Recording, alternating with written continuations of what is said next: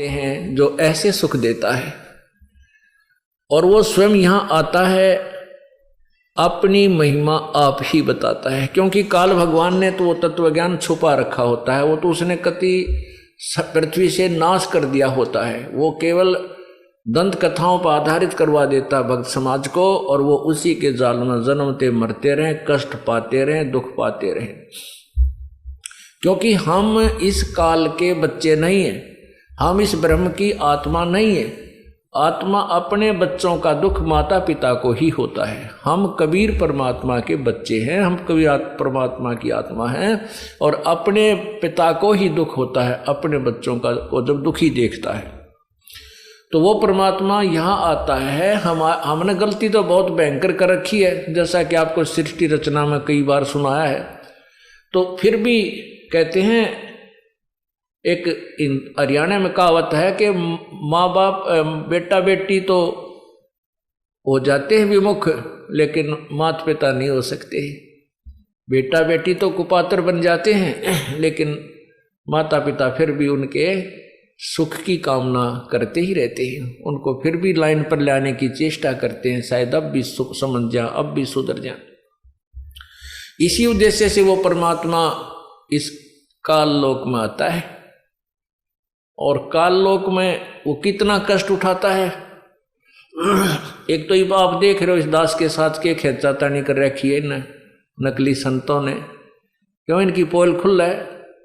अभी न मुश्किल माच रही है, थारी रोटी गई, जयु ज्ञान तुम्हारे अज्ञान का पता लग गया तो है। लेकिन ये कब तक छुपावेंगे? ये तो बात बिगड़ ली इनकी।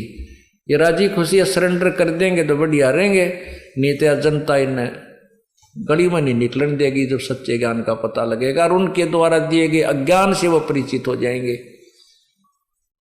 ये न छुपन न जगह नहीं पाओगी। ऋषि महर्षि ये शांत ये बड़े बैठे मंडलेश्वर करोड़ों लोगों को भुकाए बैठे हैं, इनको छुपने को स्थान नहीं मिलेगा। ये जुबान नहीं निकाल सकते। एक बालक के सामने भी, हमारे तत्व ज्ञान परिचित बच्चे के सामने भी इनके जुबान बंद हो जाया करेगी।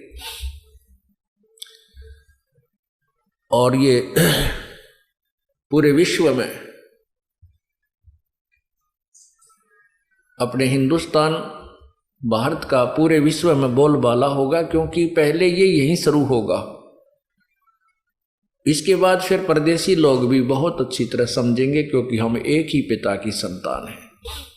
पूरे विश्व में एक बार लहर अच्छी आएगी।